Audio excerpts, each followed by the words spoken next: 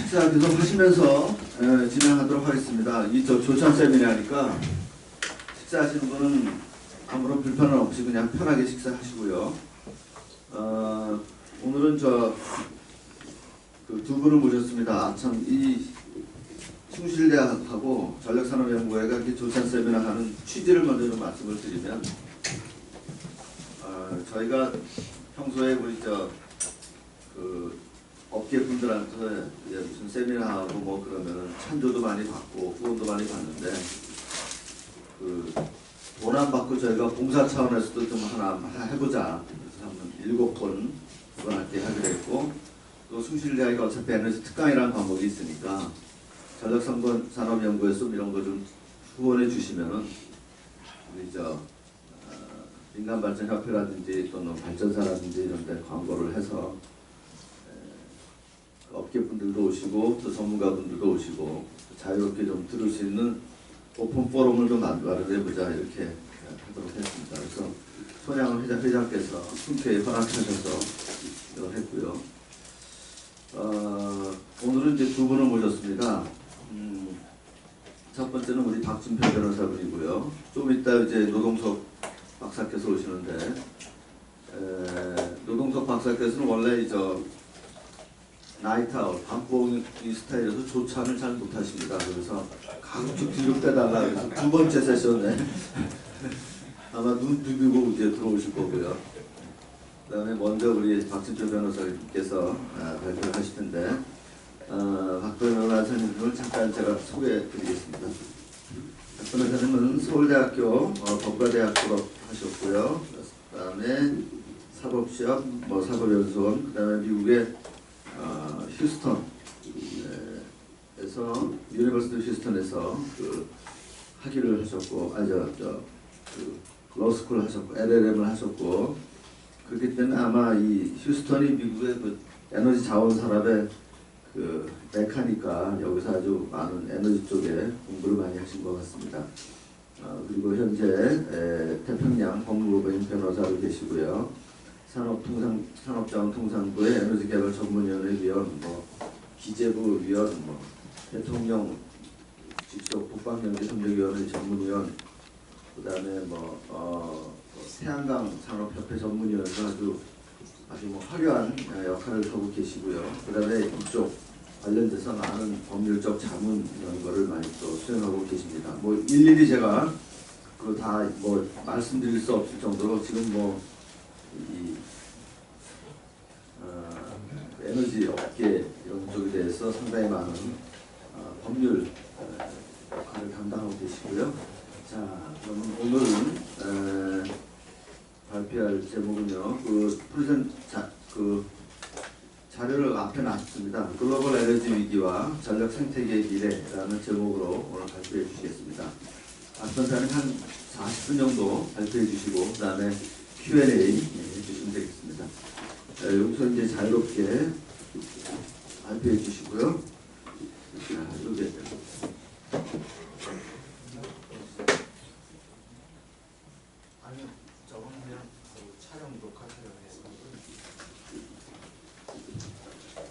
예, 안녕하십니까. 방금 소개받은 태평양의 박준표 변호사입니다. 오늘 의외로 이런 문제 많아가지고 좀 반갑기도 하고 또 부담이 되기도 합니다. 오늘 제가 이제 발표할 내용은 글로벌 에너지 위기와 전력 생태계 미래라고 있는데, 사실 글로벌 에너지 위기 내용 보시면 사실 글로벌 에너지 위기에 대한 내용은 별로 없습니다. 이제 그냥 다 알고 계시는 거고요. 근데 그거를 기화로 전력 생태계가 앞으로 어떻게 바꿔야 되는지, 그러니까 저는 이제 이번에 글로벌 에너지 위기가 이제 어떻게 보면 변곡점이 될 거라고 생각하고 있고, 그 기화로 앞으로 이 과거에 이제 문제 많은 전력 산업 생태계 이런 부분을 어떻게 만들어야 되는지에 대해서 조금 논의를 하고자 그런 측면에서 이제 좀 살펴봤습니다.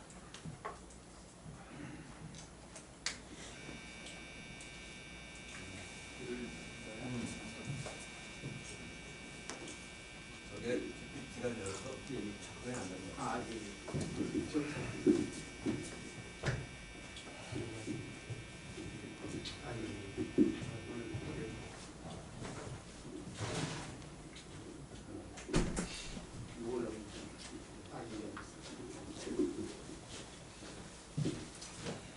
조금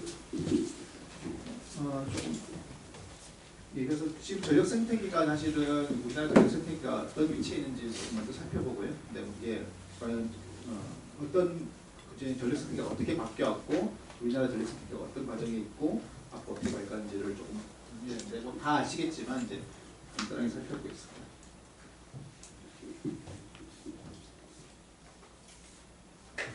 처음에 이제 전력 생태계 1.0은 이제 다 엑스플라 시대고 이제 전력 산업이 막 만들어져가지고 했을 텐데 이때는 뭐 그 그리드라는 책도 뭐 나와 있습니다만 거기를 보면 사실은 이제 각자 발전기를 만들어서 각자 수요자 연결시키는 구조였죠. 그러다 보니까 아주 그냥 그 여러 사업자들이 나와가지고 발전기 만들어서 공급하고 이게 굉장히 중구난방 이런 식으로 전력 산업이 돼 있습니다. 뭐 어떻게 보면 경쟁 관계이긴 한데 이렇게 막 배전만 끓이면서 굉장히 좀 혼란스러웠죠. 그러다 보니까 뭐 대규모로 뭐 만들고 생각할 수도 없고 문제가 많았던 시대였죠. 그런데 이 상황을 정리를 한 게 이제 뭐 사무엘 핀서이라는 분이죠. 이제 그 에디슨 조수였는데 그래서 이 양반이 이제 지방자치단체가 이제 찾아가가지고 그러니까 지역별로 이렇게 하면 얼마나 비효율적이냐. 독점권을 달라. 독점권을 주면 대신에 안정적으로 공급하고 값싼 전기를 줄게. 그렇게 만들었던 거죠. 이게 레귤러티브 컨텐츠를 해가지고 이게 이제 현재 우리가 거의 보고 있는 그런 상당히 이제 전기요금 규제, 독점권 시초 모델이죠. 이게 이제 미국에서는 이제 아무래도 땅거리 없다 보니까 지방자치단체별로 규제도 몇 번 주어지고 이 사월 인설이 거의 뭐 대부분 다 장악했습니다만은 다른 나라 가서는 이제 국가별로 뭐 이렇게 독점 지기가 만들어졌습니다. 근데 이제 그 이후에 이제 이게 투자 보수 규제를 받고 그러다 보니까 이제 계속 전력사는 한계에 달하니까 계속 투자만 하고 쓸데없는 투자만 하면 비용도 풀리고 그래서 이제 계속 전기소 연금이 올라가는 악순환에 빠져드는 문제가 생겼고요. 그때 이제 연구 됐죠. 미국에서 얘기가 나오면서 아시다시피 전력시장 모델이 나왔습니다. 그래서 여러 가지 이제 전력 거리도 나오고 영양시장도 나오고 더 나아가서 뭐 일간시장 여러 가지 발전을 하겠습니다. 여기까지가 이제 이 상황인데 지금 뭐 아시다시피 지금 많이 바뀌고 있지 않습니까? 이제는 조금 좀 다른 식으로 이제 그 전력 분산전원, 재생에너지 같이 이제 과거에 좀 안정적인 전원이 아니라 굉장히 다양한 형태의 전원, 다양한 경로의 전원이 이제 나오고 있는 것 같습니다. 이렇게 만드는 어떻게 보면 또 새로운 어떤 생태계, 어떤 제도가 필요하다고 생각합니다. 이때는 사실은 그냥 굉장히 직선적인 구조였고 이제 그냥 다양한 공급 경로가 있는데 수요자하고 공급자가 그냥 그렇게 끌려 매치되는 약간 그렇게 파이프라인 형식이었는데 이 상황에서는 사실은 딱 일관체 중앙 집중화가 이렇게 전국 전력 공급 경로에서 중앙 집중화가 되고 중앙에서 딱 컨트롤하고 그런 모델이었죠. 전력 상태에서 중앙이나 이 모델에서도 사실은 저런 중앙 집중 경로는 그 전력 공급 경로는 중앙 집중화가 되어 있는데 경쟁 관계가 없습니다. 그런 부분이 달라지거든요. 지금 우리가 다 지금까지 이 생태계는 완전히 다른 생태계인 것 같습니다. 중앙에서도 필요하고 분산도 되면서 여러 가지로 같이 어울리는 굉장히 새로운 생태계에 들어가고 있다. 초입입니다만은 앞으로 이렇게 가고 있습니다. 그래서 우리나라 전력 생태계는 지금 상황이 지금 뭐 전력 시장, 전력 거래소만 놓고 보면 마치 전력 생태계 3.0, 1.0 보이는데 사실은 업계에 계시면 다 아시겠지만 사실 2.0이 굉장히 가깝습니다. 전력 그래서 뭐 전력사업 구조 개편이 이제 생겼다가 2004년 중단되면서 발전 부분만 이제 전쟁 관계처럼 보이고 나머지는 다 그냥 완전 독점이나 다를 거 없는 상황이고요. 거의 이제 그렇고 그러다 보니까 전력 관계 사업자 진입 규제가 있고 물론 발전 부분에 대해서 진입 규제 뭐 일단 발전 부분이 경쟁처럼 보이지만 사실은 이제 진입 규제도 뭐 전력 수급 비용 계획 같은 걸 통해 가지고 이제 발전소 허가를 통해서 규제를 하고 있고 또 다 아시겠지만 사실 전력 거래라는 게 양방의 인철이 아니고 그냥 정부에서 그 비용 평가 때문에 한 달 전에 준 그 가격대로 하다 보니까 과연 이게 전력 수급에 따른 가격 결정이 아닌 거죠. 그냥 약간 거의 통제 시스템에 가까운 그러다 보니까 발전 부분조차도 경쟁 관계처럼 보이지만 제대로 된 경쟁이 아니고 좀 왜곡돼 있다. 진입 규제 측면도 그렇고 가격 규제 측면도 그렇고 또 이제 수익 규제가 굉장히 심한데요. 이제 소매 부분의 전기요금에 대해서 한 가지가 있고 또 물가격이 개입하면서 굉장히 문제가 되고 있고 이제 그 모순이 굉장히 더 극대화되고 있는 것 같습니다. 이제 글로벌 에너지 위기가 사실 그걸 폭발시키고 있는 그런 이런 모순점을 폭발시키고 있는 측면이 있다고 보고요. 그다음에 이제 지금 소매 부분에 이제 그 전기요금이 묶인 부분이 이제 도면으로 전가시킬 수밖에 없었고 그건 뭐 옛날부터 다 그렇게 하는데 이제 그게 더 극대화되고 있는 거고요. 그래서 이제 정산 조정 개수가 기저 조정 개수 증가해서 이제 문제가 있었고 그다음에 특히 이제 최근에 이제 LNG 쪽까지 이제 S&P 상한제라는 걸 통해 가지고 이제 규제를 강하게 했습니다.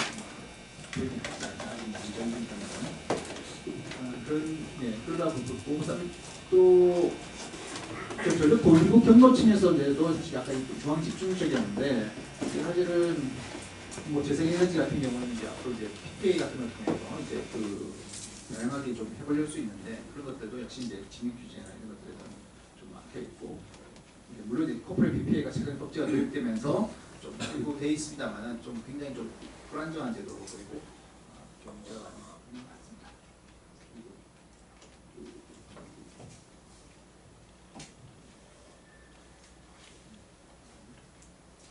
그래서 어떤 문제점을 낳고 있냐면 뭐 다 느끼겠지만 전력 생태의 비효율성이 굉장히 커지고 있다. 점점 커지고 있다.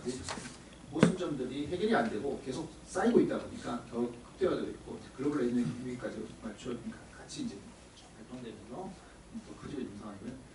뭐 대표적인 걸 하나 들려면 뭐 최근에 계속 보도되고 있습니다만은. 동해안 정전제 사태 굉장히 심각한 것 같습니다. 이제 전력 수급 기복에서 사실은 발전 설비 다 들어오라 해놓고 송천전을 깔아주게 해놓고 안 깔아주는 거잖아요 지금. 그래서 또 책임 누가 져야 될지 다 책임 돌리기를 하고 있고 전력부에서가 코프를 해주려고 보상해주다가 지금 코프는 제도 편입 때문에 실시간 시계통 기반 시장으로 바뀌면서 코프에 대한 보상이 거의 없어지고 한전은 또 책임에서 완료가 하지 않고 정부는 그건 사업자들이 알아서 판단하면 돼요. 그런 문제 책임 논리가 굉장히 심하죠. 이제 사실은 이제 과거에는 생각할 수 없었던 게 이제 전력 수급 기본 계획에 들어왔으면 사실 다 책임지고 해주는 그런 컨셉이 있던 공감대가 있었는데 그게 깨지는 것 같습니다. 그러면서 이제 실패를 하고 있고 지금 신한울 3사업조차도 지금 제가 볼 때 이런 형태로 들어올 수 있는 건지 의문이 있습니다. 그리고 전력시장 시그널 부재는 너무 많이 용이했던 상황이고요. 그리고 또 하나 문제점이 뭐냐면 전력 수급의 자발적 안정화 수단이 부족하다. 이거는 이제 사실은 지금 변동성이 에너지 시장이 지금 더 변동성이 훨씬 더 커졌지만 과거에도 변동성이 많았던 영역이고 그런 부분들에서 지금 어떻게 보면 모든 발전소나 이런 판매 쪽에서 다 그거를 전력 가대 가격에 맡기면 사실은 굉장히 문제가 크게 그게 나타나는 게 캘리포니아 사태였던데 그래서 자발적으로 이제 안정화해서 안정적으로 할 수 있는 그런 장치를 주는 게 필요하다고 봅니다. 그래서 우리나라 전기사업법 34조 1항을 보면 컨트랙트 포 디퍼런스를 해가지고 차익계약 제도가 자발적으로 할 수 있는 제도가 도입되어 있고요. 또 최근에 그 10년 전쯤에 이제 강제적으로 할 수 있는 베스팅 컨트랙트 컨셉이 있었는데 지금 이제 그런 것들은 작동을 안 시키거나 그렇게 하는 방식으로 해가지고 자발적으로 어떤 안정적인 법적 체계 하에서 하는 걸 안 하고 전력시장 운영 규칙에 맡겨서 지금 하고 있는데요. 그러다 보니까 이게 전력시장 운영 규칙을 만든 전력부에서 하시는 정부 통제하에 있다 보니 너무 이제 자의적인 것 같습니다. 일단 변동도 심하고 이랬다가 저랬다가 줬다가 뱉었다가 다시 줬다가 뺐었다가 계속 반복하는 그런 불안정한 정치적 영향을 더 받기 시작하면 더 불안정해질 거예요. 그런 부분에서 좀 자의성이라든지 이런 부분이 많고 또 법적 근거도 없이 하는 그런 부분이 많기 때문에 불안정한 거고 그러다 보니까 사업자들에게 굉장히 좀 큰 리스크가 규제 리스크가 이제 큰 것입니다. 그런데 계약 시장이 없다 보니까 이제 안전적 설비 투자하는 거 좀 힘들어지고 특히 이제 그 연료 구매 측면에서도 계약 전력 판매에 대한 어떤 있어야 돼야 또 안정적으로 전력을 구매를 할 수 있는데 이게 안 되다 보니까 미스매치가 나면서 이제 지금 위기 상황에서 더 안 좋게 작용하는 것 같습니다. 그리고 수익 규제, 정도 적자는 다 아시는 거고요. 앞으로 이런 사태가 계속 되면 S&P 상한제도로 물리 상한제도로 관련되면 앞으로 말씀사로 투자할 수 있는 고민이 많이 되실 것 같습니다.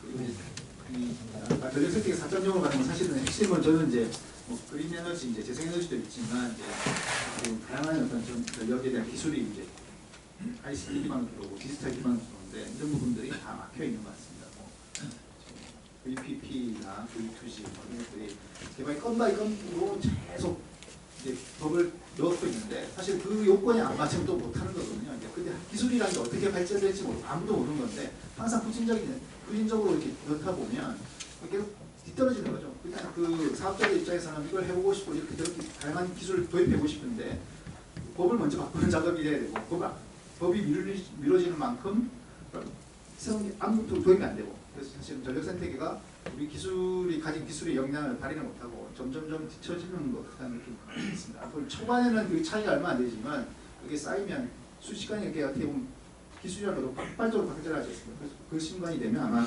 우리 또 뒤처지고 이제 수입하는 나라가 기술 다 수입하는 나라가 될 수 있겠다.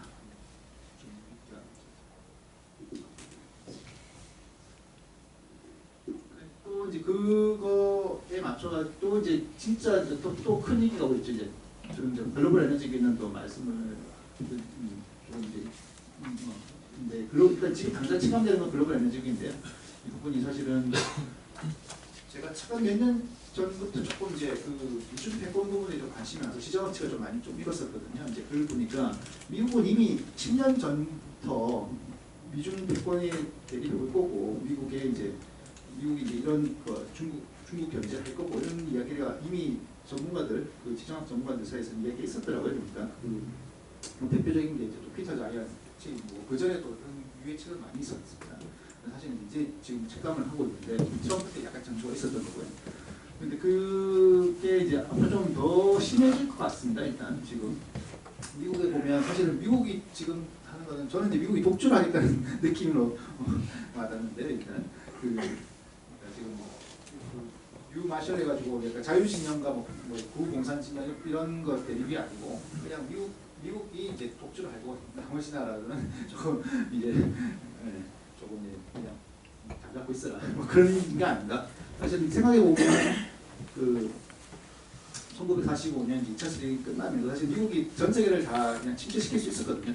독일하고 일본도 다 거의 망가뜨릴 수 있었고 노국화 시킬 수 있었는데 그게 이제 소련 견제 때문에 키워준 거라는 게 이제 알려져 있지 않습니까? 그런 것처럼 사실은 미국이 이제 세계 질서를 만드는 입장에서는 좀 이제는 조금 다른 방향으로 생각하는 거 아닌가 좀 생각이 듭니다. 여러 가지 최근에 일어난 일들을 보면 어쨌든 그런 과정에서 에너지 쪽에서도 이제 영향을 미치고 있고 글로벌 에너지의 공급망이 교란이 되고 있다. 다 아시겠지만 그리고 이제 그리고 수출 제한 가능성도 많이 있고 호주도 지금 법치가 있는 거고 그다음에 또 미국조차도 만약에 이제 국내 에너지 가격이 뛰면 어떤 식으로 다를지 알 수 없는 상황인 것 같습니다.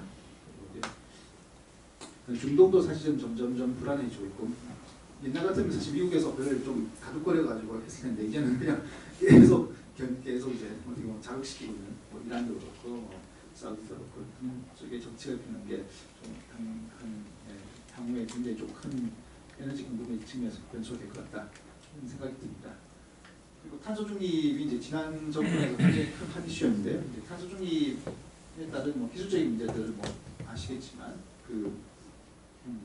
재생에너지 증가하니까 전력 공급의 어떤 가능성, 변동성이 증가하는 것뿐만 아니고 또 전력 공급의 어떤 전력 전기 자체의 어떤 동질성이 좀 사라진 것 같아요. 기저전원이나 피크 전원이나 과거에 이제 화석 연료나 정글자에서 나온 전기는 안정적이고 그러니까 주파수도 일정하게 정제되면서 같이 가는 관성도 있는 그런 식의 전원이었는데 재생에너지가 ESS 등 그런 것들은 사실 그런 것들 그런 무효 전력도 없는 걸로 알고 있고 관성도 유지가 안 되고 그런 완전히 다른 전기처럼 보이지만 다른 종류의 전기가 들어오는 거고요. 그에 따라서 그 동질성이 이제 유지가 되기 때문에 그런 것에 대한 어떤 보안 장치가 좀 필요한 상황인 것 같습니다. 그러면서 또 문제는 또 탄소 중립 자체가 탄소 중립 경로가 또 불확실하다는 거죠. 지금 시나리오를 긍정적인 시나리오는 나옵니다만은 계속 때때로 바뀌고 있고 첫 번째로 바뀌고 있고 그런 상황인데요. 그래서 이제 이게 기술이 불확실성 때문에 이제 사실 얼마나 낙관적으로 볼 거냐, 비관적으로 볼 거냐, 아니면 타협을 할 거냐 그런 식의 시나리오, 약간 정치적으로 결정되고 있지 않습니까? 사실은 이제 이런 부분들이 이제 더 경로를 결국 원래 불확실하기 때문에 정치로 보게 되는 것 같고요. 그래서 이제 그런 또 너무 그거를 또 정치적으로 더 이용하다 보니까 더 불확실성이 더 커지는 것 같습니다. 그리고 기존 탄소 자산, 과거에 석탄만 문제됐는데 이제 10차 전기고 보니까 LNG도 좀 이 안에 가시권에 들어온 것 같은데 이제 자초 자산화 가능성이 증대되고 있고 사실은 이게 자초 자산화 가능성이 증대되고 그게 이제 진입 규제도 막 맞물리고 그런 것들이 같이 있다 보니까 이제 우리 탄소 자원제 발전소도 그렇고 그렇게 개발할 수 있는지 나아가서 업스트림 쪽까지 개발할 수 있는 건지 우리나라 차원도 문제되고 사실 글로벌리 문제가 되는 것 같습니다. 이런 부분의 불확실성이 이제 상존하는 것 같습니다. 디지털 부분에 대해서는 아까 말씀드렸으니까.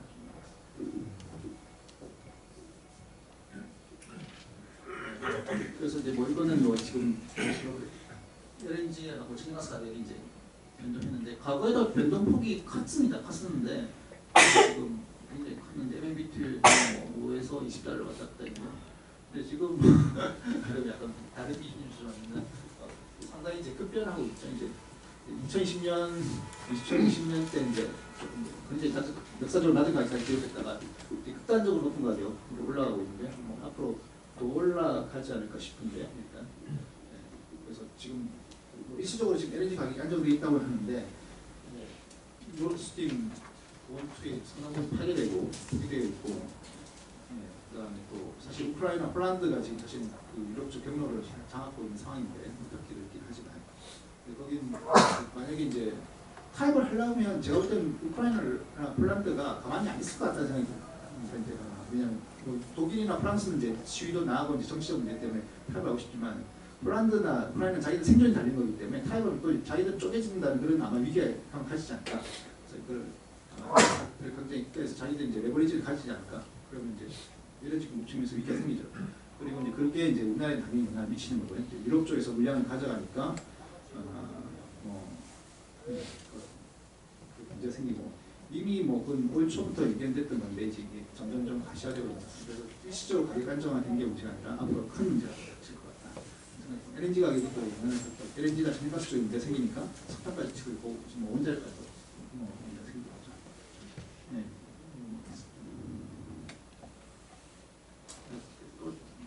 또 탄소 중립인데 탄소 중립이라는 게 이제 우리가 어떻게 봐야 되느냐 문제인데 이제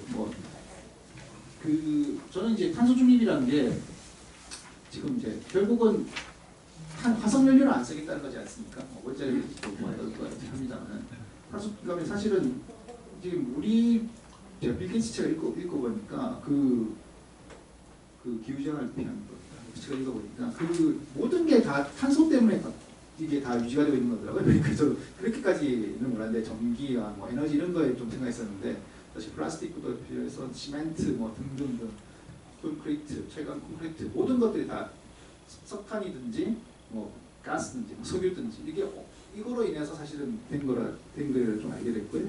그러면 그 의미는 사실 이걸 안 쓰겠다는 거는 사실은 이제 문명이 지금 우리 문명 태화가 사라지는 거죠. 극단적으로 하면 진짜 탄소 중립으로 진짜 극단적으로 가버리면 그러면 그거를 이제 이쪽 재생에너지 쪽에 좀 극단적으로 주장하시는 분들 다 재생에너지로 대체된다고 하는데 재생에너지로 대체가 안 되는 모습을 지금 보이고 점점점 체감하고 있지만 어쨌든 그 말에 따르더라도 결국 자연에너지지 않습니까? 태양광과 풍력인데 그 말은 사실은 태양, 바람, 땅이거든요. 사실은 남는 게 이제 그게 원천은 이제 태양과 바람, 그러니까 바람, 태양 에너지 나온 거지만 그다음에 그런 거고 그다음에 땅을 기반으로 해야 되는 거니까 그걸 받아주는 그러니까 농업 문명하고 비슷한 상황이죠. 사실은 농업 사회하고 근데 그 농업 사회가 사실은 가뭄이나 등등의 굉장히 취약했지 않습니까? 자연재해에.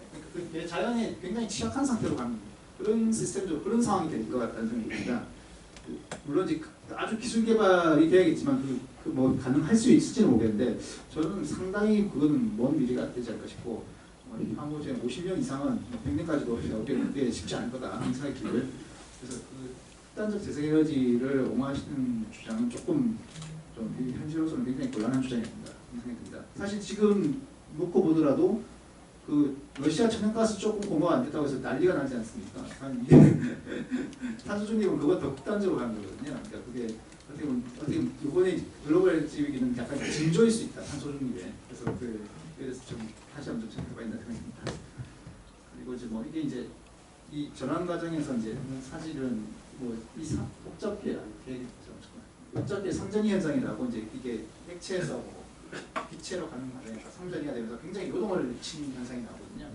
그런 지금 탄소 문명에서 지금 미탄소 문명으로 가는 과정은 이게 그 낙관적으로 보이지 않는다 저는. 굉장히 아마 엄청난 요동을 거치고 될 거다. 이거는 이제 그 글로벌 에너지 위기도 이런 관점에서 보면 사실은 이해가 될 수 있지 않나. 그냥 러시아에서 좀 가스 좀 공급 안 된다고 하더라도 석유 좀 공급 안 된다고 하더라도 공급 안 되는 것들이 엄청난 위기를 낳고 있다. 그와 같이 좀 마무리해서 생각해봐야 된다. 그래서 뭐 특히 이제 취업 시스템 자체가 취약해지면 뭐 코리움이나 좀 극단적 위험 리스크 상황이 많아지겠죠. 시간이 짧다.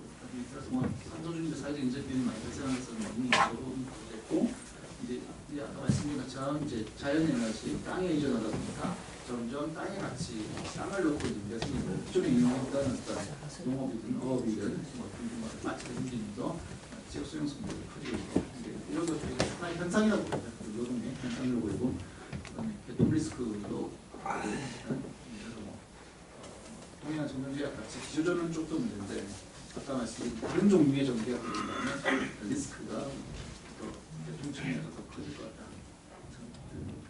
그래서 이런 부분들에서 물리가 저는 대한전기학회 작년에 이제 조금 그냥 그런 에세이 형태로 쓴 게 있는데 일곡이의 천도책과 탄소중립을 그려가지고 일곡이의 천도책을 좀 잘 봤는데 뭐 내용을 다 이해한 건 아닌데 이게 거의 그 가버넌스 그러니까 농업 사회 가버넌스가 어떻게 되는지 좀 느끼게 되고 이제 그게 천도책이라는 게 하늘과 이제 그 땅이 어떻게 이제 그 작동하는지 그러니까 과학적인 내용을 아주 우리 지금 생각하기에 비과학적으로 막 미신적으로 풀어놓은 건데 결국 그 내용은 뭐냐면 이게 그 사람 하늘과 땅과 사람이 연계되어 있고 사람의 중심에 왕이 있으니까 왕이 잘해야 모든 것이 이렇게 된다 그런 내용이거든요. 이제 요지를 보면 근데 이게 그게 농업 문명의 그 현상이 있고 이게 이제 근데 그 탄소 문명에서는 사실 왕 같은 게 필요 없지 않습니까? 이게 왜냐하면 화석 연료가 굉장히 풍부했고요. 일단 저장돼 있던 걸 다 꺼내서 안정적으로 쓰다 보니까 몇십 년, 몇 년 정도 쓰다 보니까 굉장히 이제 문명이 발전하고 어떻게 보면 굉장히 복지도 늘어나고 자유도 늘어나고 이동도 자유롭고 그런 사회인데 이제 그게 이제 거꾸로 농업 사회로 가다 보면 결국은 어떻게 보면 에너지가 부족해지고 그러면 이제 사람들의 어떤 복지 지수가 낮아지고 통제 사회로 갈 수 있는 그런 것이 생기지 않을까 그런 측면을 좀 다루고 있습니다. 관심이 있어서 그래서 뭐 이건 아까 좀 말씀드렸으니까 넘어가고요. 그다음에 이제 그래서 지금 논의가 나오는 거 핵심은 사실은 일단 뭐 거시적인 문제 잠깐 먼저 제껴놓고 좀 이제 당장 우리나라의 현실을 놓고 좀 고민을 좀 해야 될 것 같습니다. 지금 뭐 지금 유럽에서는 사실은 이제 전력 전기 사업자들이 이제 이게 많이 소규모 사업자들이 좀 많이 망했고 또 그 독일 유니퍼인가 거기는 이제 러시아로부터 가스를 하는 그곳이죠. 거기도 이제 독일과 지금 되고 있고 프랑스 거기도 이제 조금 문제 생기는데 이제 지금 약간 점점 전반적인 분위기는 약간 국가 쪽으로 가는 분위기가 좀 있는 것 같습니다. 국가적인 규제를 강화해 준다. 유럽에서 에너지 뭐 좀 강화하는데 이런 것도 논의가 있고 또 전력시장 규제한다 그런 논의가 나와 있는데 그래서 이게 우리나라에서는 사실은 그게 그 모델로 이미 있는 상황이죠. 우리나라에서는 아마 더 극단적으로 가면 아예 그냥 전력산업을 다 통폐합해가지고 국가가 다 해버리겠다 그런 쪽으로 갈 수도 있는 좀 위험성이 있는 것 같습니다. 그 정도 좀 그런 S&P 상한제도 그거에 이제 그런 관점에서 좀 볼 수 있는 거 아닌가 싶고요.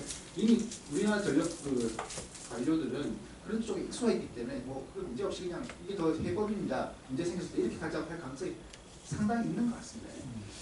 근데 그 부분은 어떻게 이제 과연 이게 답인가 했을 때는 아니죠. 이제 사실은 이게 뭐 아까 말씀드린 여러 가지 문제점, 전력 기술적으로 그렇고 투자도 그렇고 결국은 기술하고 금융하고 이게 다 맞물려 가야 되는데 이제 그런 데들이 그런 자본들이 들어오려면 그 뭔가 인센티브 구조로 가야지 그 규제 방식으로 가면 결국은 악순환에 빠져들 거다. 그래서 결국은 다 몰락하는 길로 갈 거라 생각이 듭니다.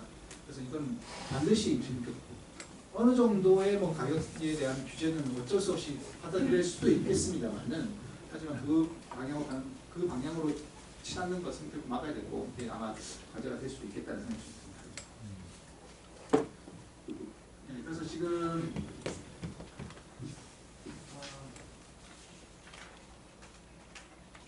일단 여러 가지 문제가 있죠. 일단 아까 뭐 중간중간 언급을 했습니다만 탄소 중립 측면에서도 우리나라 전력생태계가 탄소 중립이 될 거냐, IPS에도 지금 이슈가 나오고 있고요. 뭐 그다음에 이제 정부계획이 사실은 이제 들어오기 때는 이제 이미 10차 전기권, 9차 10차 전기권을 보니까 그냥 뭐 시나리오 소설 같은 이제 점인데요. 근데 그걸 정부 계획을 대체하는 건 뭐냐, 대안은 뭐냐 좀 고민을 해야 될 것 같습니다. 이제 아니 그냥 뭘 가지고 어떤 식으로 가져야 되는 걸 가지고 대안을 가지고 얘기를 해야지 이제는 그냥 다 문제 있습니다 이게 가지고 안 될 것 같고요. 특히 이제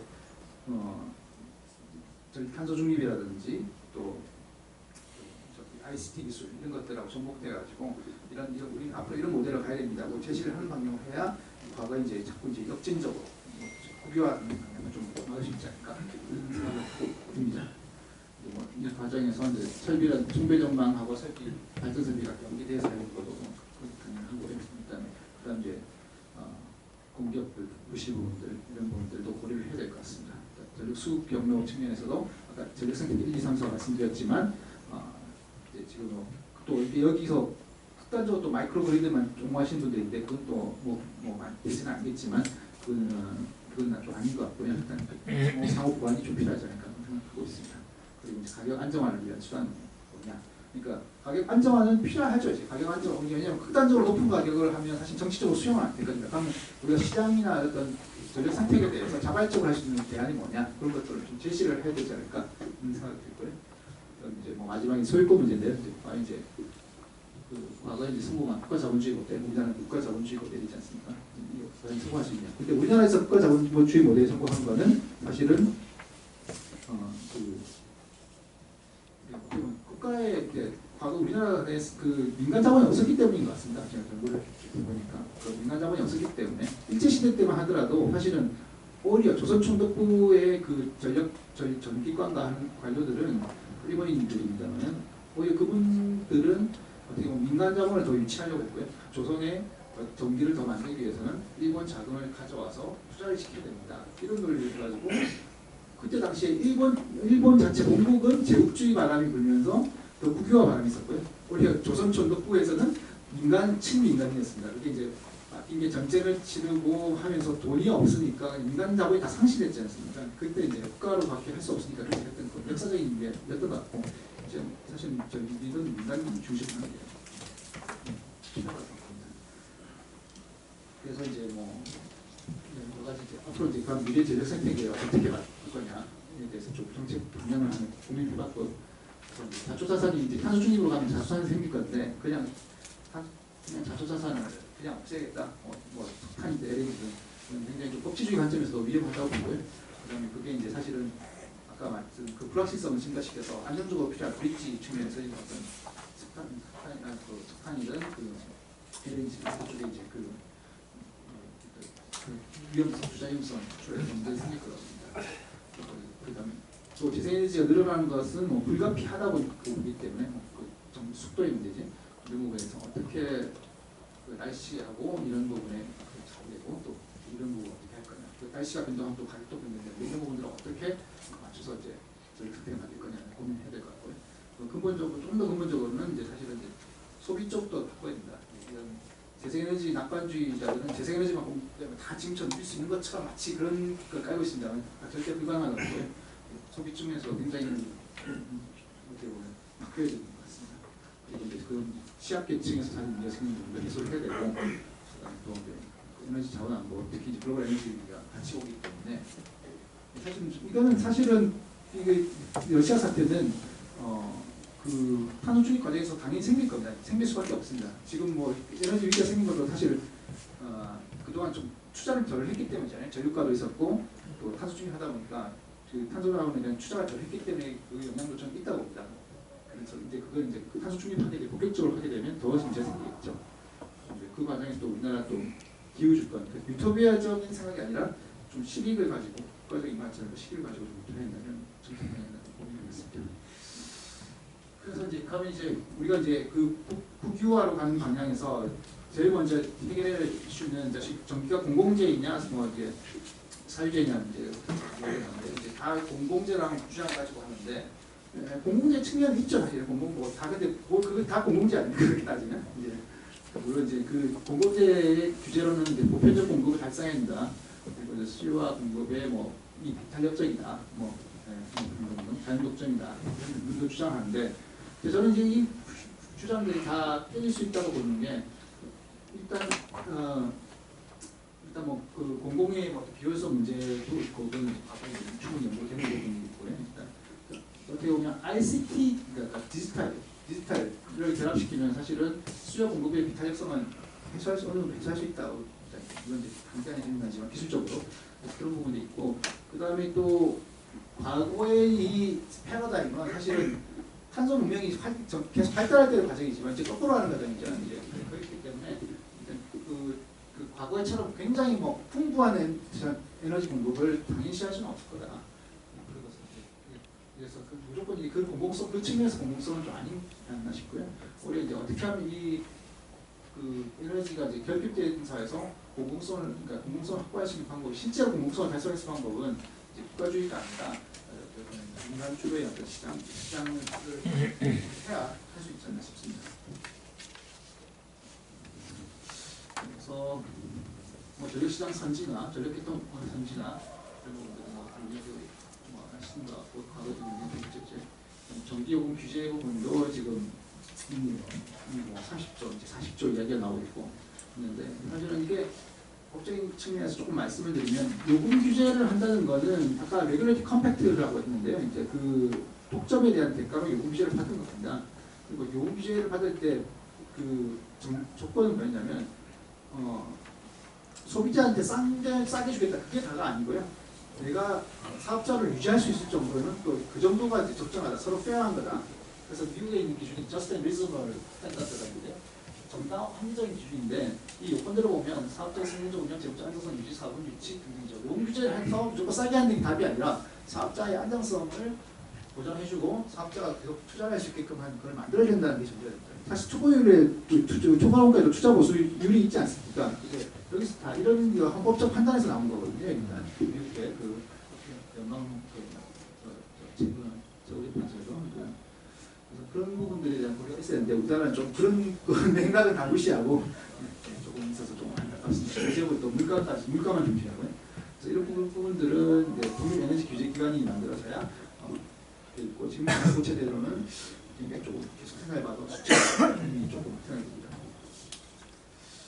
이제 규제도 이제 전력수급 기본 계획은 이미 지금 과거부터 이미 문제가 많았는데 이제 이게 이 탄소 중립이라든지 이런 불확실성 시나리오가 크게 증가하면서 더 불확실해지고 사실은 이 그 계획으로서의 가치는 좀 상쇄된 거 아니냐. 그러니까 약간 아웃룩이라든지 어떤 그런 쪽으로 조금 바꾸고 사업자들이 조금 자유롭게 할 수 있는 그런 것들을 생각했습니다. 그리고 진입 규제도 좀 새롭게 내가 이제 포지티브리 할 수 있는 것만 하라 이렇게 돼 있는데 이렇게 해가지고 대응형적이기 때문에 네거티브 규제가 필요하다. 그래서 이거는 기회 되시면 보면 좋을 것 같은데 그 한전의 임동주 박사라는 분이 이제 쓰신 글인데요. 이게 그 영국의 옥토퍼스 에너지 하나도 투자를 했다고 하는데 그쪽에서 이제 수요 관리를 하면서 디지털 기반을 해가지고 수요 관리도 하고 이제 공급 쪽도 관리하는 그런 식으로 하는 것 같습니다. 어느 정도 기술이 발달되어 있는지까지는 정확하게 모르겠는데 제가 생각했던 모델하고 좀 가까운 모델이 있는 것 같더라고요. 그래서 좀 이런 부분에 대해서 좀 관심을 가지고 해야 될 것 같다 하는 생각이 들고요. 그다음에 이제 그 자초자산 문제인데 법적으로 당연히 보상이 돼야 되는 건 자초자산에 대한 보상이 되는 건 당연하고요. 일단 그다음에 결국 어떻게 질 수 있는 대출을 할 거냐. 근데 이제 재생에너지는 늘어나겠죠. 늘어나면서 문제 늘어날 건데 이게 자초자산을 그냥 그렇다고 해서 지금 좀 다 기후 악당이니까 다 없어져. 지금 바로 없어져. 그런 식의 주장은 곤란하고요. 그럼 사실 지금 당장 붕괴하자는 거니까 시스템을 붕괴시키자는 거니까 그건 아닌 것 같고 그게 맞춰서 재생에너지가 들어올 건데 그 불확실성을 고려해서 어떻게 자초산을 처리할 거냐 그걸 고민해야 될 것 같고요. 제 생각에는 이게 결국 아까 이야기 나온 계약 시장을 그 가격 안정화 수단으로 나오는데 계약 시장을 우리가 좀 고민해서 변형했다는 생각이 듭니다. 이렇게 계약적으로 해서 독일 같은 경우에도 이제 참고했던 게 독일 같은 경우에 탈원전 정책을 이제 메르켈이 추진했는데요. fukushima 사태 이후에 그래서 원래는 보상 없이 온전 다 폐쇄하려고 했던데 그때 이제 독일 헌법재판소가 이제 위헌이라고 발전했고 그거 했던 게 뭐냐면 이미 그 전에 이제 동원전에 대해서 그 계약 할당량을 줬거든요. 그러니까 그 계약을 그러니까 그 발전해 준 할당량을 줬고 그거에 근거해서 그걸 그냥 보상 없이 한 거는 위헌이라는 결론이 나왔고 이제 앞으로 석탄도 그렇고 LNG도 그렇고 굉장히 불확실성이 있는데요. 근데 사실은 그냥 탄소 중립이 뭐 지금 당장 뭐 5% 들어올 수 있다. 그리고 안전적으로 할 수 있다. 그럼 없어져야죠. 없어져야겠죠. 뭐 싸게 할 수 있다. 없어져야죠. 뭐 그런데 당연히 보상을 하는데 근데 지금 그게 아니지 않습니까? 이제 그건 아니고 그럼 그 수단으로 어떻게 안정성을 유지할 거냐면 결국 계약을 통해 가지고 어떤 정도 물량을 할당하고 주고 그다음에 그에 대해서 안정적인 보상을 할 수 있게끔 하고 만약에 탄소 중립이 늦어지면 지연되면 좀 더 돌리면 되는 거고 대신에 이제 과거 해소했던 거는 좀 뭐 많이 받아간 건 좀 더 가격을 낮추면 되는 거고 만약에 조기에 탄소 중립 생각보다 훨씬 빨리 됐다 갑자기 기술이 발전하고 문제도 없이 됐다 그러면 폐쇄 시기에 우리 기대 수익에 대한 보상을 하는 그런 방식이 있어야 됩니다. 그래서 그 장치로 이제 가격 안정화 수단을 어떤 계약 시장을 활용한 것을 고민해 줄 수 있을 것 같습니다. 그리고 LNG도 뭐 지금 좀뭐 인간이나 공기업 쪽 굉장히 불확실성이 큰 것 같고 일단 뭐 뭔가 좀 이게 뭐 다른 기술은 하나도 없는데 결국 LNG 투자해야 되는데 지금 뭐 시나리오 계획에 보면 마치 이제 다 자초사장일 것처럼 뭐 그렇게 시나리오가 다 있고 그러니까 굉장히 고민이 많으실 텐데요. 이 문제도 LNG도 마찬가지로 계약 시장을 활용해서 좀 해법을 제시할 수 있을 것 같고요. 특히 또 그 대세에너지 대응 측면에서도 LNG 발전이 필요하지 않습니까? 제가 이제 그 2019년에 일본을 갔었는데 제라에서 운영하는 발전소를 개방할 기회가 있었는데 오래된 발전기였습니다만은 거기는 이제 연료 그러니까 그 LNG 발전 그 터미널하고 그 운영을 어떻게 하냐면 저희 다 가봤는데 우리나라에서는 어떤 시스템인데 하나의 그 컨트롤 타워 안에 이쪽 편은 발전소고 이쪽 편은 LNG 터미널 조작하더라고요. 그렇게 돼 있더라고요. 그러니까 하나의 그렇게 되면서 그래서 연료 리스크도 당연히 그렇게 하는 거고 또 플러스에서 그때 이제 그 발전소장님 하는 분이 그 재생에너지 때문에 태양광 때문에 힘들다 너무 막 이게 많아서 그 변동성이 너무 많아가지고 땄다 켰다를 좀 힘들다고 했는데 그래서 저는 한국적인 마인드로 그럼 보상 어떻게 되나요? 그 문제에서 돈 수익성이 없지 않습니까? 그러니까 손해보지 않습니까? 했더니 아니라고 PPA에 돼 있어가지고 다 보상받는다고. 그래서 그 계약 시장이라는 게 지금 아까 이제 그 자초자산 탄소 중립에 대응 측면도 필요한데 그다음 또 그 태양광이나 풍력 같은 그 어떤 개통의 변동성 측면에서 LNG가 대응이 필요한데 그 부분을 일본에서는 계약 통해 가지고 계약 시장을 통해 가지고 좀 어떻게 안정적으로 하더라. 좀 그런 것도 들었습니다. 그래서 이제 계약 시장이라는 게 굉장히 다양한 해법이 되는 것 같다 이런 생각이 듭니다. 그러니까 정확한 제가 모르겠는데 전력거래소만 그런 계약 시장이 아니라 뭔가 좀 자발적으로 한번 선언하는 편이고. 그래서 이제 어떤 것들을 이제 총합적으로 좀 제안을 드리면 지금 위기에 오는 거는 뭐 탄소 중립이고 그거의 전조 현상일 수 있을 겁니다만 글로벌 에너지 거 있고 또 이제 우리가 이제 전통 전력하는 분들은 조금 우리가 놓치고 있습니다만 디지털 쪽의 전환입니다. 영국에서는 이미 옥토퍼스 에너지라는 데서 테크 기업이 전력 시장을 장악해 가고 있더라고요. 디지털 전환이 되어 있고 우리나라도 뭐 그런 데 업체에서 사실 싸게 보이고 있지 않습니까? 이런 부분이 위기가 있고 이게 어느 순간에 폭발할 수 있습니다. 사실은 우리가 구글이나 애플이나 구글, 마이크로소프트 참 무시했다가 어느 순간 시장을 다 장악하고 있지 않습니까? 그게 어떤 위계점이었을 때는 굉장히 폭발할 거라고 생각하고요. 어떻게 이제 전력 세트가 만들어 있는데 일단은 지금 있는 상태에서는 계약을 통해 가지고 하는 게 필요하다고 봅니다. 궁극적으로 저는 약간 수익 통합 체계로 가야 된다. 그렇다고 독점하자는 건 아니고요. 어쨌든 지금 리스크가 너무 많다는 거죠. 탄소 중립에 따른 리스크, 글로벌 에너지에 따른 리스크 이런 것들을 그러니까 그게 다 개별화되어 있다 보니까 이게 극단적인 막 변동성도 생기고 가격도 튀고 이런 것도 생기는데 결국은 최종 중요한 건 저는 이제 소비자에 대한 경쟁, 수요자에 대한 경쟁이라고 보거든요. 이제 수요자에 대한 얼마 전기 수요자에 대한 만족을 시킬 거냐 생각한 거고 그렇게 하려면 사실은 그런 가격 리스크든 뭐 여러 가지 물량, 연료 리스크를 자율적으로 관리시켜야 되고 그거는 하려면 사실은 수입적으로 통합되는 구조가 맞는 건 아니야. 그러니까 업스트림 부분까지 다 가야 된다. 업스트림 그다음에 또 발전, 뭐 판매 이런 부분이 다 가야 되고요. 그다음에 이제 그런 과정에서 또 이제 이렇게 시스템이 이제 변경되고 가치관이 변경되기 때문에 이렇게 무조건 안정적으로 무조건 정전 없이 무조건 그런 시스템이 아니라 기술적으로 제어된 약간 제약, 뭐 제약은 그러니까 일시적 아주 미세 정전이라든지 그러니까 그게 티 안 나고 그런 기술을 ICT 기술을 할 수 있다고 하는데 그런 부분에서 보편적 공급 연구라든지 이런 것도 좀 해봐야 되고 또 그런 것들 결정해서 전기 공급에 그 소비자의 비차별성도 전기 요금 수준에 맞춰가지고 그 리스크를 얼마나 줄 건지 좀 다시 여러 가지 좀 생태계에 대한 고민이 필요하다는 생각입니다. 그리고 이제 수익 통합 체계하면 사실 한전 모델을 자꾸 생각하신 저희 선택 2.0인데 근데 그게 아니라 저는 이제 이게 경쟁 요소가 반드시 들어간다고 보고요. 수익 통합 체계 그냥 만들어 놓으면 아무것도 안 하기 때문에 그냥 공기업 독점 구조는 안 되고 경쟁할 수 있는 구조를 만들어야 되고 그래서 경쟁적인 수익 통합 구조가 가야 된다. 그 과정에서 또 이렇게 하려면 이제 지금 현재 규제 시스템 다 바꿔야 되고 특히 이제 네거티브 규제를 통해서 할 수 있는 건 다 할 수 있게 만들어야 된다. 국가주도가 아니라 국가주도가 그냥 독점 사업장이 들어가면 이제 약간 폐쇄적으로 가기 때문에 이것도 문제가 될 것 같고요. 그리고 이제 디지털 플랫폼 뭐 한전 전생사진 에너지 플랫폼이라고 하는데 하시는데 아마 그 한전 내부적으로 디지털에 대한 연구를 하고 있다고 하는 분 하고 있는 모양이라고 정확히 모르겠습니다만 어쨌든 지금 있는 사업자들이 이제 이런 수익 통합 체계로 재편되고 이제 디지털하고 결합되면서 수요 가격까지 같이 할 수 있는 게 필요하다고 합니다. 그러니까 현재의 시스템은 가격으로 다 해결하는 중인데 가격만으로 해두면 지금 극단적인 상황이 있을 때 정치적 취약이기 때문에 그리고 소비자 관점에서 이제 그런 것 안에 그런 리스크들은 대부적으로 관리하고 그런 걸 ICT 기반을 좀 기술 도입해서 실제로 예측 제어를 하고 이렇게 약간 이렇게 물량을 가격이 너무 극단적으로 치지 않도록 약간 제어하는 그런 것들을 좀 필요하고서 한국에서 궁극적으로 빅데이터 기반의 디지털 플랫폼 수익통제 구축해야 한다. 여기까지 좀 전력 생태계의 발전 과정 그리고 제가 생각하는 현재 그리고 앞으로 나갈 방향을 생각하는 미래에 대해서 좀 말씀드렸습니다. 네, 감사합니다.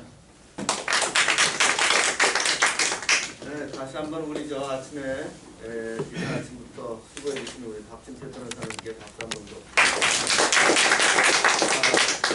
질문을 한 10분 정도 Q&A 타임을 갖도록 하겠습니다. 자유롭게. 예. 예. 오늘 말씀하신 내용이랑 좀 겹칠 수도 있고 다른 이야기일 수도 있는데 지금 뭐 전력 판매는 한전이 독점하고 있고 가스 수입은 가스공사가 독점하고 있고 우리는 대화를 안 하고 그런 지금 상황인데 지금 정책적으로 해결할 수 있는 그런 한계가 좀 왔지 않았나 싶고 뭔가 좀 시장 쪽에서 이 구조를 변화를 시켜 나가야 되지 않을까 싶은데 저희 생각은 이제 이런 여러 가지 문제들이 예를 들어 지역 차등 소매 가격, 전력 가격을 지역 차등으로 하면은 지금 뭐 님비랄까, 송전망 문제랄까, 좌출야사 문제랄까, 국토 균형 개발이랄까 뭐 여러 가지 좋은 점을 상상을 할 수 있는데 지역 차등 소매 가격에 대해서 조금 뭐 이게 좀 고견이 있으십니까? 예, 이게 결국은 이제 제가 생각한 모델은 이제 완전히 다 바뀐 모델이고 거기서 이제 사실은 지금 우리 카카오 보면 막 뭐죠 폴인가 그것도 막 차등도 그냥 계산해서 주는 게 아니잖아요. 그냥 갖고시 하는 게 아니라 그냥 그때 순간순간 컴퓨터 결정하는 모델인데 궁극적으로는 그 방향이 맞다고 봅니다만 지금 그거는 시간이 걸리기 때문에 지금 말씀하시는 지금 당장에 어떻게 할 거냐 문제인데 조성동 교수님께서 지금 최근에 하나 쓰신 글이 있어서 좀 영감을 받았는데 저기 동해안 성장 제약 관련해 가지고 어떻게 해야 되는 거냐 그 PPA 이야기 하셨습니다. 하셨는데 일단 그걸 저도 그쪽 그런 측면에서 보면 지금 동해안 성적 제약 문제가 굉장히 심각하고 사실은 이제 원자력이 됐든 뭐 석탄이 됐든 하여튼 그쪽에 있는 뭐 풍력 발전이 됐든 쓰레기로 만들어버리지 않습니까? 거의 엄청난 규모 발전소 몇 개를 그렇게 만드는데요. 이 문제 측면에서 보면 사실은 조금 결국 제가 볼 때는 차등 요금이 가야 된다고 생각하고 사실은 좀 거기에 제가 보기에는 지금 마침 또 카카오에서도 문제가 터지면서 데이터 센터 지금 다 수도권에 몰려 있는데 지방으로 분산시키기 필요하면 또 백업으로 만들려고 지금 정부에서 그렇게 가고 있다면 앞으로 더 수요가 늘어날 거잖아요. 이제 근데 그 수도권 못 짓는다고 보고 수도권에 지으면 그 송전망 문제를 더 극단적으로 만들어서 사실 해법이 안 되는 거죠. 일단. 그래서 뭐 전라도 쪽에 뭐 태양광 풍력 안 지역으로 가도 되고 제가 볼 때 통동대학이 있는 동해안 쪽으로 다 유도를 해야 되고 그래서 그거에 대해서 좀 정부 쪽에서 장래 송전망 비용 세이브하는 거를 고려하고 그런 측면에서 전기요금을 지역적으로 하는 것들이 일단 단기적으로는 필요한 것이라고 생각합니다. 지역적으로 차등을 그래서 좀 그런 것 할 수 있도록 유도할 수 있도록 전력 수요 설비를 대규모 수요 설비를 분산시킬 수 있도록 그런 지역 차등 요금을 주는 것도 적절하다고 생각합니다. 시진의 강남이라고 합니다. 지금 뉴스를 보면은 정부에서 강하게 이제 S&P 상한제를 추진을 하려고 이렇게 준비를 하고 있는 것 같은데 변호사님께서 보실 때는 정부가 그렇게 추진을 했을 때 법적으로 문제가 전혀 없다고 보시는지 그러니까 법적으로 문제가 있죠. 이건 사실 이제 저번에 나왔던 건 좀 너무 터무니가 없었고 여러 가지 측면에서 일단 S&P 상한제는 있는데 또 긴급 상한제를 하나 또 만들어 놓은 거잖아요. 그때 있던 거는 사실은 지금 뭐 법적인 측면에서 뭐 여러 가지 문제들이 있죠. 특히 이제 뭐 일단 뭐 법적인 형식적인 것들은 논의를 하고 너무 극단적으로 가격을 낮게 만들어도 사실은 이제 전력사업들을 할 이유가 없게 만드는 거고요. 그다음에 또 이제 뭐 실제 사례도 있다고 그러는데 하여튼 뭐 LNG 계약을 보면 사실 다이버전 조항도 있고 뭐 물량 그러니까 미국산 LNG 같은 경우에는 물량 처분할 수 있는 제한이 없고 또 그 목적지 제한 조항이 없고 있는 경우조차도 다이버전 조항이 요새 많이 들어가고 있거든요. 공정거래법 이슈가 있기 때문에 이제 그래서 그렇게 들어가고 있는데 그래서 사업자들이 근데 그게 이제 입장에서는 국내에 들어와서 그 규제 당하고 손실 보는 입장 그걸 봐야 된다면 그걸 방치하는 것은 대인 문제가 있습니다. 그래서 당연히 이제 그런 거를 팔아야 되는 외국으로 팔아서 수익을 남기는 게 차라리 그게 그래서 대인 문제를 피해야 되는 거죠. 당연히 이제 그런 어떤 뭡니까 국가적인 어떤 충성심하고 그 사익 간의 충돌을 시키는 상황을 만드는 것은 굉장히 안 좋은 정책이라고 봅니다. 사실은. 그래서 일단은 기본적으로는 S&P 상한제를 뭐 좀 그런 식으로 하면 안 되는 것 같고요. 제가 볼 때는 이제 시장으로 일단 하더라도 이제 설득을 시켜야 될 것 같고 일단 그런 게 아니라 저는 이제 계약적으로 풀어나가는 방법을 좀 고민해야 된다 이런 생각이 듭니다. 일단 그래서 가능하면 정부가 그때 소통도 제대로 안 됐던 것 같고 저도 한 낌새는 좀 치고 있었는데 이렇게 극단적으로 이렇게 사업자들하고 논의 없이 할지는 사실 생각도 못했는데 이런 극단적인 조치를 그리고 호주에서도 유사한 걸 시행했다가 사실 전력시장이 붕괴돼 버렸거든요. 우리 논의할 무렵에 호주도 했다가 호주는 이미 있었더라고요. 보니까 몰랐었는데 나중에 보니까 그게 있었고 그 시행했더니 전력시장 자체가 붕괴돼 버렸고 그냥 다 일일이 수작업처럼 전력 공급했는데 그런 식으로 가면 안 되는 거죠. 전력시장 측면에서도 그렇고 사업자에게 어떤 참여 측면에서도 그렇고 그다음 실제 이제 LNG가 그 도입 측면에서 LNG를 더 유도해야 되는데 LNG를 더 쫓아내는 그런 방향들이 있습니다. 그건 굉장히 문제가 큰 데고 조금 더 고민. 저는 이제 S&P 상한제 지금 논의가 어떤 식으로 나올지는 좀 봐야겠습니다만은 그런 식으로 하면 안 되고 그거에 대해서 나중에 문제 생겼을 때 어쨌든 하더라도 보상을 해야 되는 거고 손실분에 보상이 해야 되고 그거보다는 또 그거 하더라도 또 계약적으로 하는 게 더 좋지 않나 그렇게 생각하고 있습니다.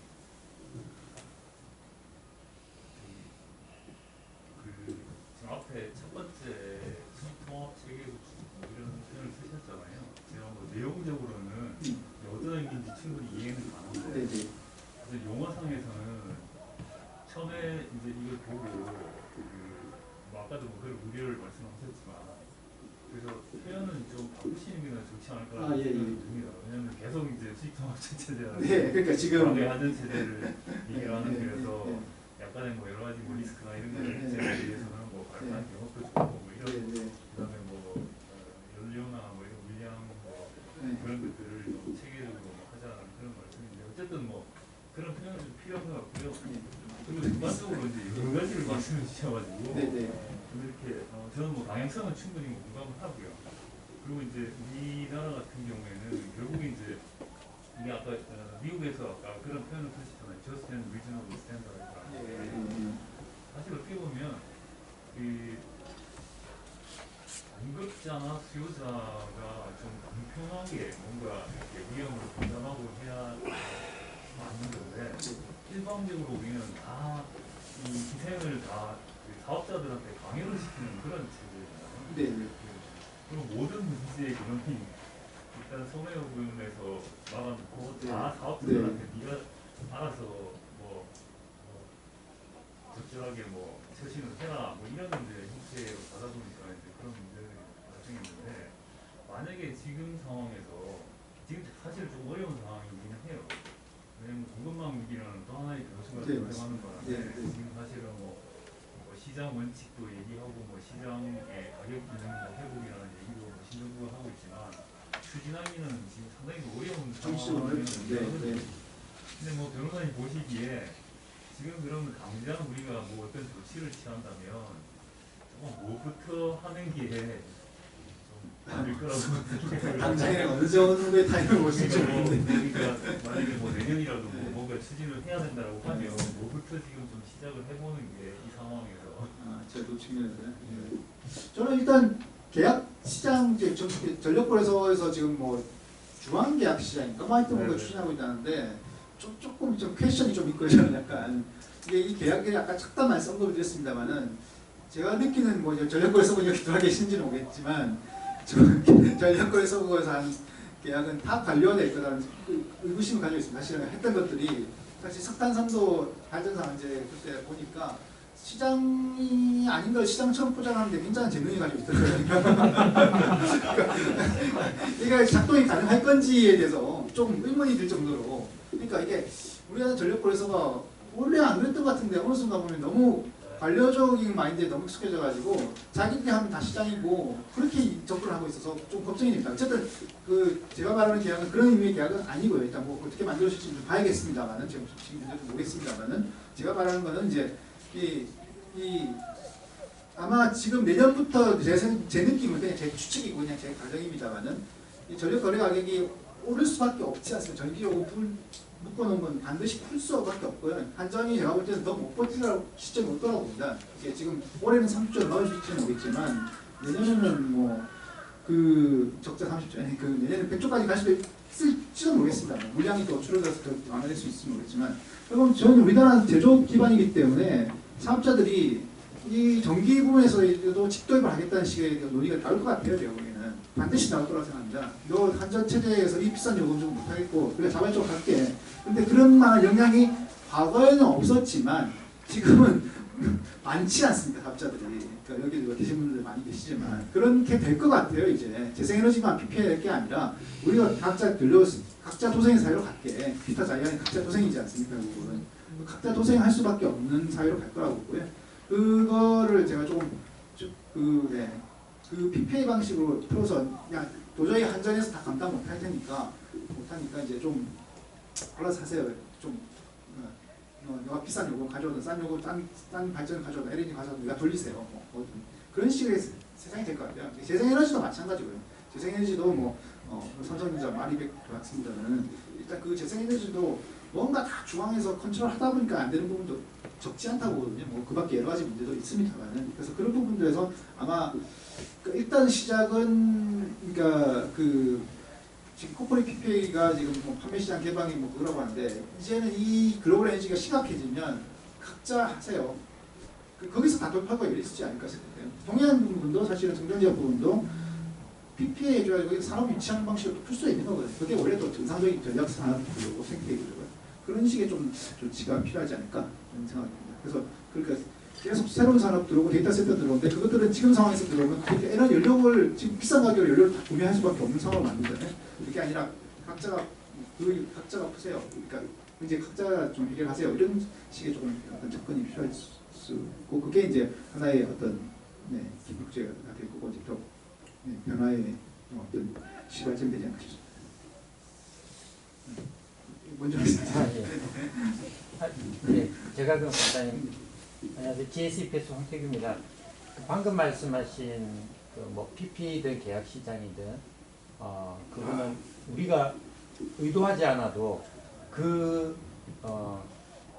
이제 그 의도해서 그걸 추진하는 거래소의 저탄소 중앙 계약 시장도 그렇고 또 설사 의도하지 않더라도 그런 모습으로 갈 수밖에 없는 걸 예정하고 있는 게 저는 10차 수급 계획이라고 보거든요. 어제도 이거하고 비슷한 회의, 산업부하고 회의가 있었습니다. 이제 30년이 된 노후 LNG들을 어떻게 할 것이냐 이거에 관한 회의가 있었던 거거든요. 10차 수급 계획 그 계획안 나온 거에 보시면 2036년이죠. 36년 끝점에 우리나라 발전기 중에서 한 50%는 가스 발전기예요. 설비는 다 이제 가스 발전기로 다 해놨죠. 왜냐하면 석탄 발전기를 유지를 안 하고 싶어 하니까 그건 또 럭셔리하게 새로 가스 발전기를 다 짓게끔 하는 거죠. 그렇게 해놓은 상태에서 발전량, 뭐 설비를 지어놓으면은 팔아서 돈을 벌어야 자기들이 충당할 거잖아요, 투자비를. 발전량 비중은 2036년도에 LNG가 차지하는 그 10%대로 해놨어요. 자, 그러면은 나머지 늘 예비군으로만 있는 LNG 발전기들은 뭘 요구할 거냐면 현재 제도에 기초한다면 용량 요금 올려주세요 난리를 칠 거라고요. 근데 용량 요금으로 지금 현재 수준으로 충당 안 될 거거든요. 그러면은 이제 이쪽으로 와가지고 PPA 너 저기 총괄bank 얼마 남았니 이 PPA 하자 이렇게 바뀔 거고 이거는 굉장히 비싼 대가를 지불할 거라고 저는 보거든요. 그래서 수급계획 10차 수급계획을 저는 이렇게 보면서 참 어떤 시대의 변화이기도 하겠지만은 참 무리한 계획을 짜놨구나. 거기에다가 거기 지금 45%에는 이제 30년 되는 발전기들은 LNG들 있잖아요. 그것들을 새 발전기로 바꾸는 계획은 포함 안 된 게 그런 거거든요. 그래서 제가 뭐 이렇게 질문을 드리는 것보다 PP든 계약시장이든 이런 식의 수급 계획을 염두에 두고 있다 그러면은 지금처럼 뭐 이런 CBP라고 하는 이 구조 하에서는 구조는 지속 가능하지 않을 것 같다 이런 느낌을 말씀드립니다. 아까 오시기 전에 조금 몇 분 계실 때 얘기했는데 10차 전력수급 기본 계획의 유효기간은 2024년까지다 이렇게 얘기해서 충분히 가능성 있는 게있습니다 이렇게 생각했는데 일단 조금 더 부연을 드리면 제가 이제 전력거래소에 대해서 불신감을 가진 게 전력당국도 마찬가지고 이게 아시겠지만 제가 좀 정상조정에서 이슈 좀 공부하다 보니까 사실은 베스팅 컨셉 때 제가 한전 쪽을 자문했었거든요. 이제 그 한전 쪽 하면서 좀 만드는 경위도 좀 알고 있고 이게 사실은 CFD이고 PPA 같은 버티컬 버추얼 PPA 형태거든요. 그러니까 가격에 대한 그런 가격에 대한 그런 하지만 실질적으로 버추얼 PPA하고 비슷한 건데 그때 이제 계약으로 했다가 갑자기 어느 순간 산업부에서 방침 바꿔가지고 전력시장 운영 규칙에 비슷한 내용을 담았다는 거죠. 그때 사업자들이 뭐 좀 모르겠을 때 총괄원가 보장해주니까 괜찮겠지 이렇게 생각하셨어요 사실은. 근데 문제는 뭐냐면 전력거래소 밑에 들어가게 되면 모든 계약이 아니라 사실 전력시장 운영 규칙, 비용평가, 세부 운영 규정 뭐 이런 것들을 가지고 또 계약을 만들 거라서 사실 중요한 내용, 계약에는 중요한 내용이 아니고 다 결국은 관료적 통치 밑에 있는 계약이 돼서 계약으로 작동 못할 것 같다는 생각이 듭니다. 사실. 그래서 그런 우려가 있는 거죠. 이제 때에 따라서 계속 바꿔버리는 거죠. 이제 그러면 예측 가능성이 전혀 없고 그래서 그렇게 되는 거죠. 지금 뭐 여러 가지 문제점이 뭐 많이 알고 있습니다만 더 많은 문제점이 앞으로 더 생길 거라고 봅니다.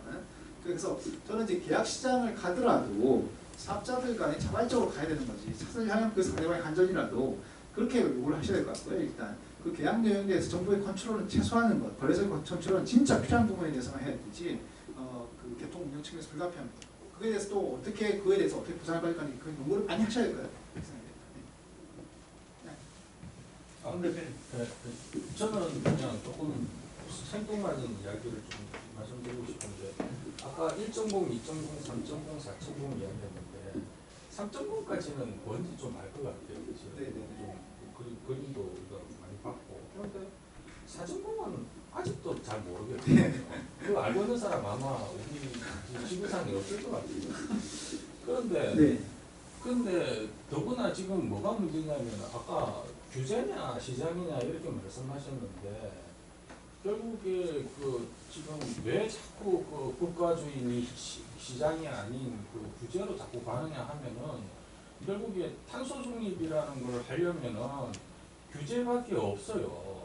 그럼 규제를 일단 1차적으로 가정하고 그 다음에 그 규제는 이렇게 설정해 놓을 테니까 정부가 됐든 세계 기구가 됐든 이렇게 목표를 설정해 놨으니 그 안에서 사업자들이 자율적인 조그마한 자유를 누려라 이런 형태란 말이죠.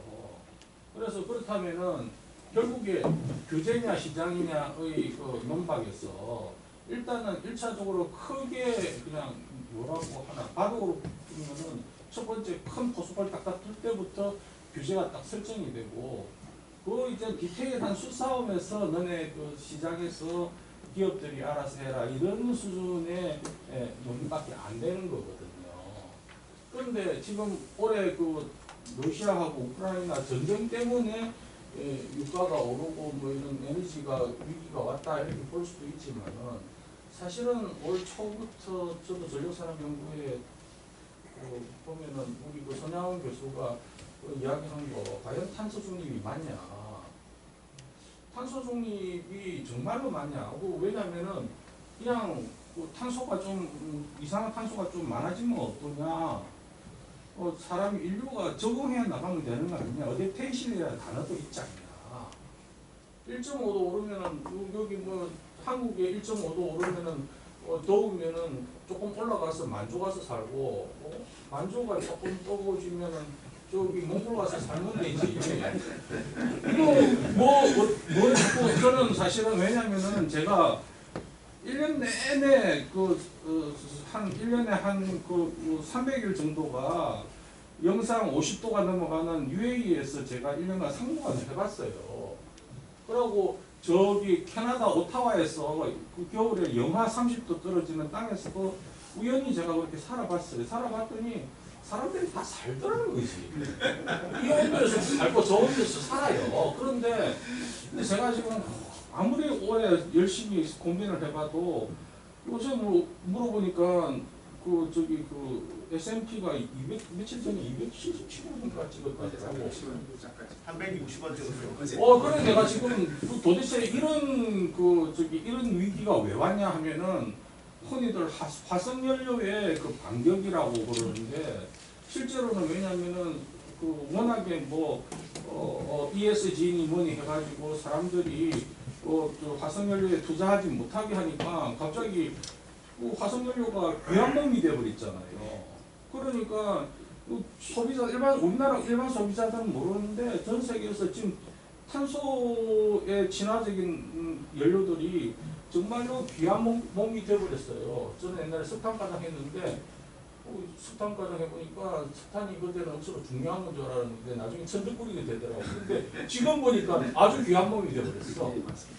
그래서 제 말씀은 뭐냐면은 이게 정말로 우리가 이게 명쾌하지 않은 거는 왜 명쾌하지 않느냐면은 우리 인간이 살아가고자 하는 생존의 본능이라는 게 있고 물은 위에서 아래로 걸어오고 이런 자연의 법칙이라는 것도 있고 한데 지금 우리가 하고 있는 모든 논의가 이런 것들이 자연의 법칙을 전부 다 거꾸로 가고 인간의 욕망이 거스르고 있기 때문에 이 모든 문제가 발생하는 거 아니냐. 따라서 탄소 중립이라는 그 이야기를 할 때 누군가는 어댑테이션을 이야기를 해야 되는 거 아니냐. 저는 그 생각입니다.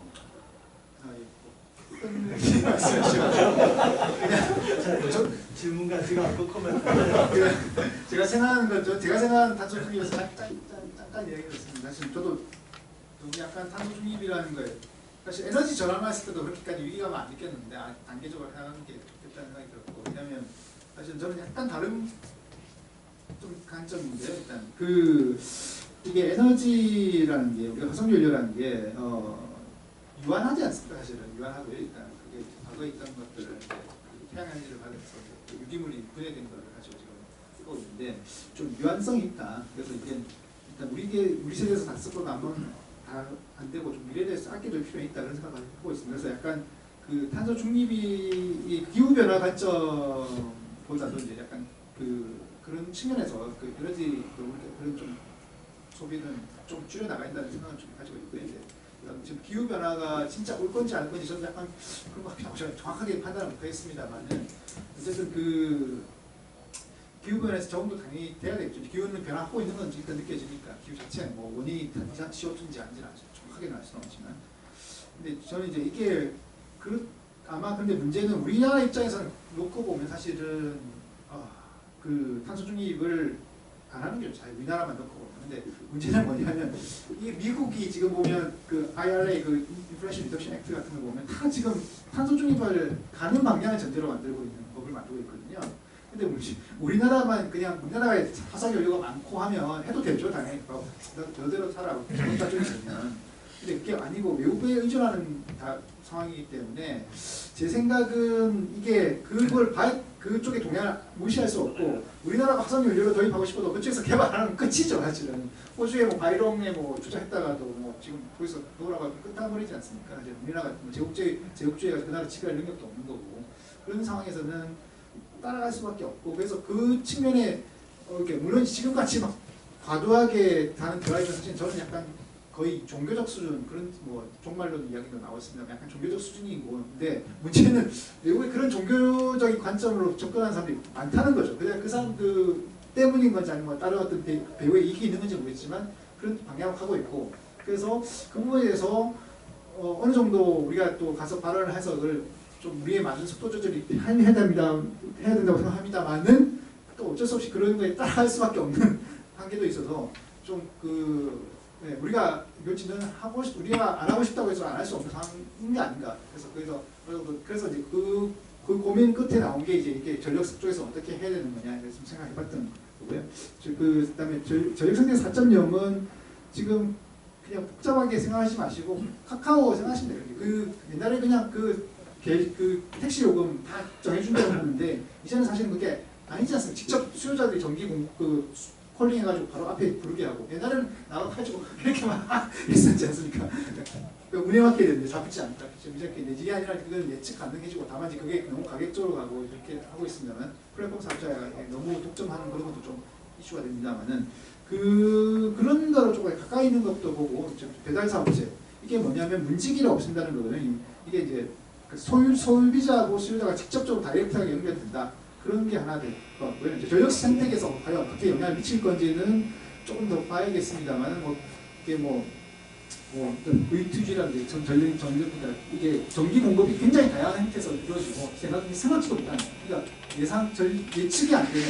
옛날에는 수요와 공급을 집합적으로 예측해서 그냥 매치만 시켜주면 됐는데 시간대를 대충 맞춰가지고, 이제는 더 짧은 시간에 더 그 예측을 해야 되고, 그게 아마 안 되는 거죠. 그렇게 순간순간 더 안 되는 건데, 그렇게 하기 위해서는 디지털 기술이 들어와서 할 수밖에 없다. 그래서 저는 사실은 좀 이게 약간 우려가 되는 게, 우리 전력에 계신 분들이 약간 하드웨어적으로 생각하시는데, 이 디지털 마인드가 안 되면 다 도태되고 우리 핸드폰 저기 삼성 여기 구글만 배불리고 있는, 구글만 배불리는 않지만 구글이 사실은 다 그걸 하고 있지 않습니까? 제어는 사실은 플랫폼 사업자가 하고 우리는 그냥 하드웨어만 보고 설비의 영업자처럼 될 수도 있겠다는 좀 우려를 하고 있습니다. 그래서 우리가 좀 그런 부분에서 천재적으로 대응을 해야 되지 않을까 싶고요. 그런 생각을 했습니다. 그게 이제 아까 그 임금주 박사라는 분이 이제 연구한 게 이제 영국의 옥토퍼스 에너지라는데, 그게 엔테크라고 하던데, 핀테크와 사업자인 엔테크가 들어가지고 하고 있는데요. 그게 거의 지금 플랫폼 쪽 많이 창업해간다고, 자세한 건 모르겠습니다만 그 하나에서 먼저 투자를 했다고 하더라고요. 그래서 의외로 하나에서 성견지명이 있나 싶을 정도였는데, 우리가 이제 조금 더 그런 부분에 관심을 가져야 되지 않을까. 좀 우리 시간이 많이 나가니까 질문 하나만 더 우리 고 시장님.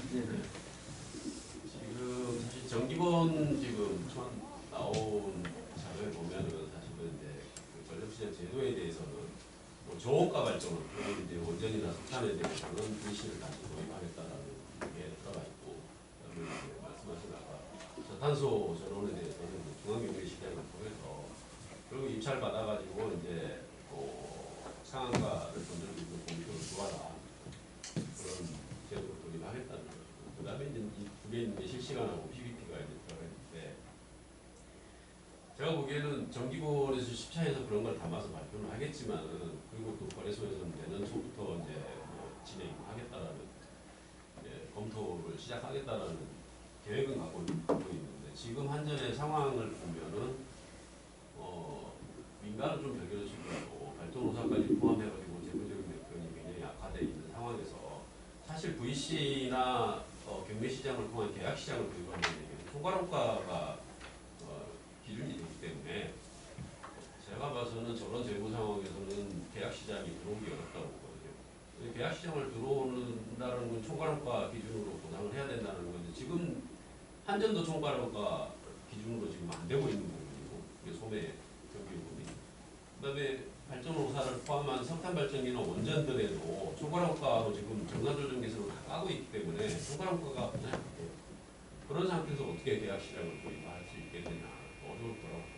그러니까 어느 정도 재무적으로 안정적으로 정상화가 어느 정도 돼야만 가능한 제도라고 생각하고 시간이 꽤 걸릴 것 같다. 계획은 갖고 있지만 그렇게 좀 보여지고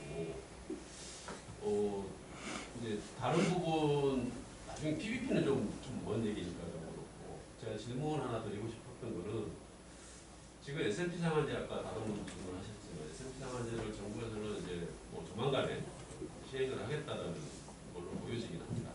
근데 아까 변호사님 말씀하셨듯이 이 제도를 적용을 받으면 사실은 이제 사업자들 입장에서는 그걸 그냥 그대로 수용하게 되면 분명히 경영진들의 개인의 이슈가 생길 수도 있는 부분이 있고 그 다음에 제가 전망해보기로는 가스공사 연료를 받는 LNG 발전기는 상한제를 적용하는 순간 그때부터 계속 적자예요. 사실은 적자로 운영이 될 수밖에 없기 때문에 그 제도를 수용할 수 있겠느냐 사업자들이.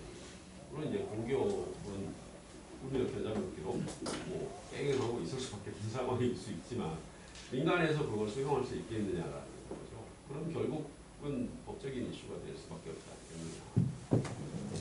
그래서 그런 이제 최종적으로 법적인 이슈가 되면 소송으로 이어질 수가 있을 텐데 그런 부분들에 대한 사업자들의 대응 방안이나 대응 절차나 이런 것들에 대한 변호사님 소견. 이미 조금 이렇게 논의를 하시는 걸로 알고 있는데 이제 조금 지금 이 상황까지 가면 사실 뭐 지금 기존에 있는 마인드셋으로는 뻔한 상황인 것 같습니다. 사실 뭐 그렇게 자기들은 그게 최선이라 생각하고 구조적인 것들은 사실은 더 쉽지 않다고 생각하니까 그럴 것 같은데 뭐 소송으로 갔을 때는 뭐 전력시장을 많이 하는 변호사를 제작해야 되니까 그래서 조금 법적으로 나온 걸 봐야겠습니다만 아마 조금 불림하시겠죠 약간 근데 좀 어려운 것 같습니다. 사실 또 이게 뭐 일단 배임제도 있고 사실 전력산업이라는 게 정부 규제에서 또 정부의 또 너무 처해지는 것도 좀 어려운 것 같고 그 딜레마에 상황에 빠지는데 그거 자체에 대한 대응은 일단 다투는 수밖에 없다고 생각하고 이제 법적인 것도 좀 따져봐야겠죠. 좀 새로 바뀌는 게 어떤 건지는 잘 모르니까 말씀을 좀 당대리님 좀 드릴 것 같습니다. 예, 좀 시간이 오래돼가지고 저희 한 5분 정도 쉬겠습니다. 두 번.